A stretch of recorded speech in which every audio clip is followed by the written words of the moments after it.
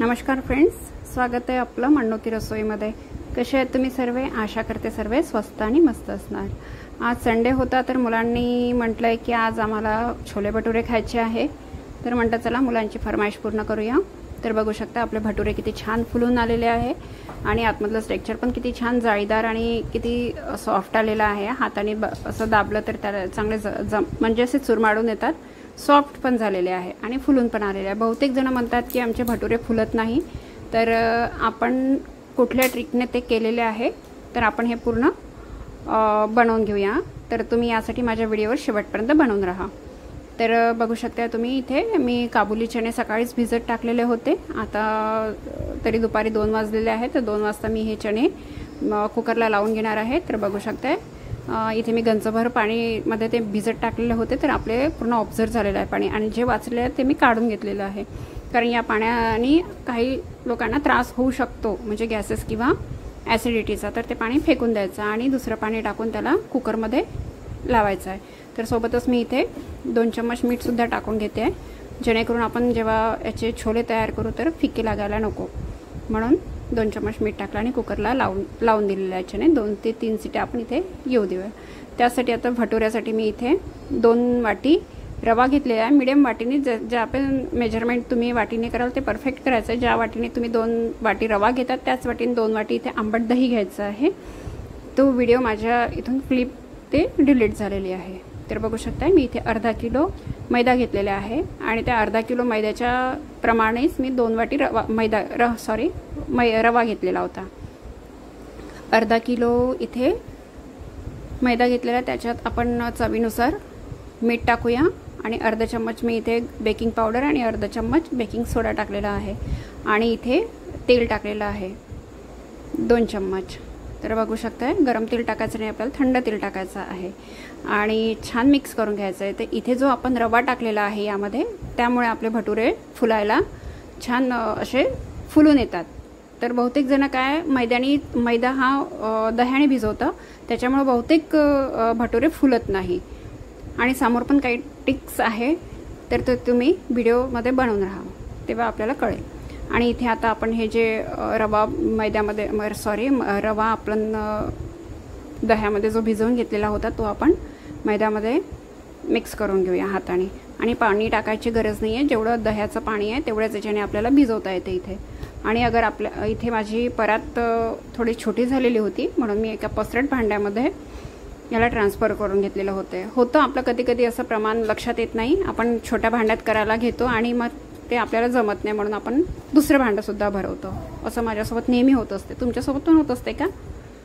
तर बघा इथे पाणी मी थोडं टाकलेलं आहे आणि आपल्याला असा घट्टसं थोडा टाईटसर आपल्याला डो बनवून घ्यायचा आहे। एकदम पाणी टाकायचं नाही, थोडं थोडं टाकायचं आहे। तर बघा अशा प्रकारे हा इथे डो बनवून तयार आहे। तर आपण वरून आता परत थोडं तेल टाकायचं आहे, हातावर पण तेल घ्यायचं आहे आणि याची छान मॉलिश करायची आहे। आणि मॉलिश करण्यापेक्षा याला छान असं आपटायचं आहे। तर मोठ्या मोठ्या रेस्टॉरंटमध्ये किंवा स्ट्रीट ठेल्यावर पण सुद्धा हीच ट्रिक जे आहे ते फॉलो करतात, कारण यांनी काय होतं की त्यामध्ये जे एअर बनलेले असतात, आपण सोडा आणि बेकिंग पावडर टाकतो त्यामुळे ते निघून जाते आणि भटुरे फुलायला आपल्याला मदत होते। तर असे जितके शक्य होते तुमच्याने तितके शक्य हे आपटायचं छान आणि मळून घ्यायचं आणि परत थोडं तेल लावून त्याला असं हाताने मॉलिश करायचं आहे। तर बघा असं गोल करायचं आहे त्याला पकडून।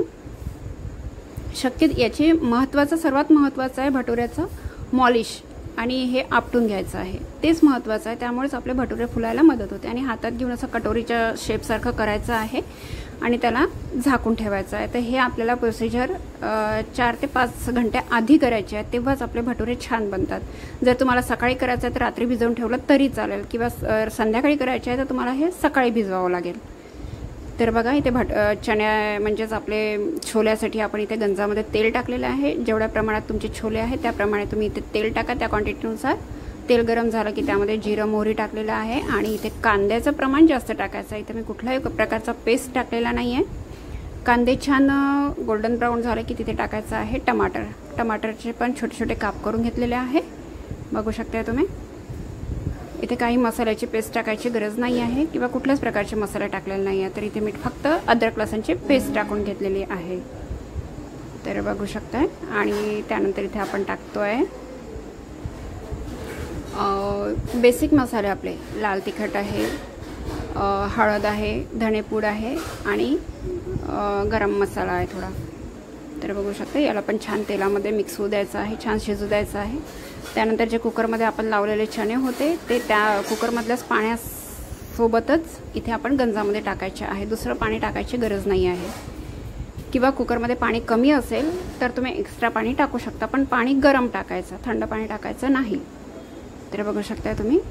आणि याला आपण 10 मिनटं तरी छान शिजू द्यायचं आहे, त्या ग्रेव्हीमध्ये उकळून घ्यायचं आहे. तर बघू शकता आपले ग्रेव्ही किती छान झालेली आहे आणि छोले पण किती छान बनवून झालेले आहे.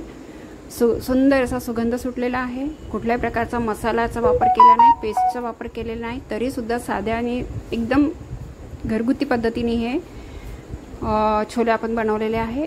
अमेझिंग टेस्ट झालेली आहे. आणि त्यानंतर सर्वात महत्त्वाचं म्हणजे छोले मसाला हे आपण फोडणीत न टाकता वरून टाकलेला आहे. याचा फ्लेवर खूप छान येते. फोडणीत टाकल्यापेक्षाही वरून टाकला तर याचा फ्लेवर खूप छान येतं. तर बघा असे आपलं बनवून झालेलं आहे. त्यानंतर आपल्याला अगर थोडा रंग पाहिजे आहे, म्हणजेच थोडी तर्री किंवा असं ग्रेव्हीसारखं आपल्याला पाहिजे आहे, तर त्यासाठी आपण हलकासा गरम मसालासुद्धा टाकून घ्यायचा आहे. तर बघा आपले असे बनवून झालेले आहे. तर बघू शकता फ्रेंड्स आपले भटुरे कसे फुलून तयार आहे. असे तेलात सोडले की बरोबर असे भटुरे फुलून येतात. फक्त माझ्याच्याने ते लाटण्याचा व्हिडिओ मिस झालेला आहे. तर ते प्रोसिजर सेम आहे, जसे पोळी लाटतो त्याच प्रकारे आपल्याला भटुरे लाटायचे आहे, तेलातून काढायचे आहे. तर तेलात काढल्यानंतर आपले भटुरे असे बनवून तयार आहे. तर बाकीचे पण भटुरे आपण तळून घेतलेले आहे, तर ते पण छान फुलून तयार आहे. बघू शकताय तुम्ही. आणि 10 ते 15 मिनटं झालेले आहेत जेव्हा मी हे तळून घेतले, तर तरीसुद्धा आताही तसेच फुललेले आहे. कुठेही ते असे स्पंज हे झालेले नाही आहे. तर बघा आतमधून पण स्ट्रक्चर छान झालेलं आहे, जाळी आलेली आहे आणि सॉफ्ट पण झालेले आहे. भेटूया नंतरच्या रेसिपीमध्ये.